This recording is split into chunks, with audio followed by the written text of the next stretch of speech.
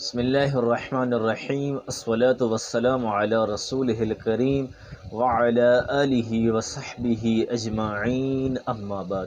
محترم بھائیوں اور دوستوں،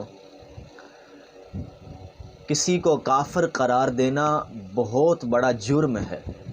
قرآن مجید میں اور آقا علیہ الصلوۃ والسلام کے ارشادات میں اس کی وعید فرمائی گئی ہے کہ ہم کسی مسلمان کو کافر نہیں کہہ سکتے۔ اس کی بہت سی شرائط ہیں، لیکن ہمارے ہاں ان شرائط کا لحاظ نہیں رکھا جاتا اور ایک دم اختلاف رائے کو کفر کی بنیاد پر ڈسکس کیا جاتا ہے۔ مجھے کسی سے اختلاف ہے تو میں اس اختلاف کو دلیل سے رد کر دوں، لیکن ملک پاکستان میں یا بلکہ ہر طرف ہی یہی رویہ ہے کہ ہم اس اختلاف کو کفر سے نیچے بیان ہی نہیں کرتے، شخصیت کو روندہ درگاہ کر دیتے ہیں۔ کافر کے بارے میں آقا علیہ الصلوۃ والسلام نے اتنی احتیاط برتی ہے اور ہمیں ترغیب دی ہے، بلکہ قرآن مجید میں بھی اس چیز کو ڈسکس کیا گیا ہے کہ اگر کوئی کافر ڈر کر کلمہ اسلام پڑھ لیتا ہے تو تم اس کو قتل نہ کرو۔ اگر کوئی کہتا ہے کہ میں مومن ہوں تو اس کی تحقیق میں نہ پڑھو، چونکہ اسلام جنگ کی بات نہیں کر رہا، امن کی بات کر رہا ہے، سلامتی کی بات کر رہا ہے۔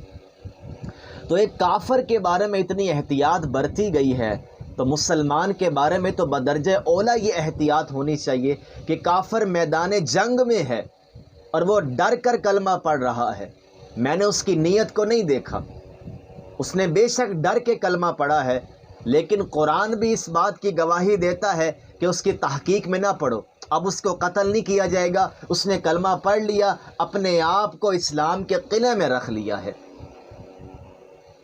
ایک صحابی سے یہ معاملہ ہوا، اس نے ایک بندے کی گردن پہ تلوار رکھی، اس نے کلمہ طیبہ پڑھ لیا، لیکن صحابی رسول نے پھر بھی اس کو قتل کیا۔ آقا علیہ السلام کے پاس یہ معاملہ آیا، آقا علیہ السلام بڑے ناراض ہوئے۔ صحابی نے جواب میں کہا، یا رسول اللہ، اس نے جان بوجھ کر ڈر سے کلمہ پڑھا ہے۔ آقا علیہ السلام نے کہا، تو نے اس کا دل دیکھا تھا، اس کی نیت چیک کی تھی کہ اس نے ڈر کے کلمہ پڑھا ہے؟ پھر آقا علیہ السلام نے دیت دلوائی اس کے ورثاء کو، بدلہ پورا دیا۔ تو میں عرض یہ کرنا چاہتا ہوں کہ ایک کافر کے بارے میں اتنا بڑا حکم تاجدار کائنات نے دیا، قرآن نے دیا، اور مسلمان کے بارے میں ہم کھلم کھلا کفر کے فتوے لگانا شروع کر دیں۔ اختلاف رائے ہے، اس کی دلیل پر بات کریں، لیکن مسلمان کو کافر کہنے سے پہلے 1000 بار سوچیں۔ یہ دیوبندی، بریلوی، سنی، شیعہ، اہل حدیث، ان تمام طبقات کو ہم نے اسلام سے نکالا ہوا ہے۔ معذرت کے ساتھ دین کی بنیاد تاجدار کائنات نے رکھی ہے، قرآن کے ذریعے رکھی ہے، اپنی سنت کے ذریعے رکھی ہے، اس میں تو ایسی کوئی بات نہیں ہے۔ تو آقا علیہ السلام نے اس امت کو بڑے درد کے ساتھ بنایا ہے، آقا علیہ السلام کے درد کا احساس کریں۔ خدا را یہ کفر کے فتوے لگانا چھوڑ دیں۔ ایک کافر کے بارے میں میرے حبیب اتنی احتیاط برت رہے ہیں، ہمیں ترغیب دے رہے ہیں، قرآن یہی بات کر رہا ہے، اور ہم مسلمان کے بارے میں، اور ہمارے اختلافات بھی الفاظ کے اختلافات ہیں، تعبیری اختلافات ہیں، فہم کے اختلافات ہیں۔ ہمیں اپنا سینہ بڑا کرنا چاہیے۔ ایک بندہ میری رائے سے متفق نہیں ہے تو میں اس کو اسلام سے ہی نکال دوں؟ کسی کو کافر کہنے کا کیا مطلب ہے کہ ابدی جہنم کا مستحق ہو گئے؟ تو آپ اللہ والے کام کیوں کرنا چاہتے ہیں؟ اس قسم کی باتوں سے پرہیز کریں۔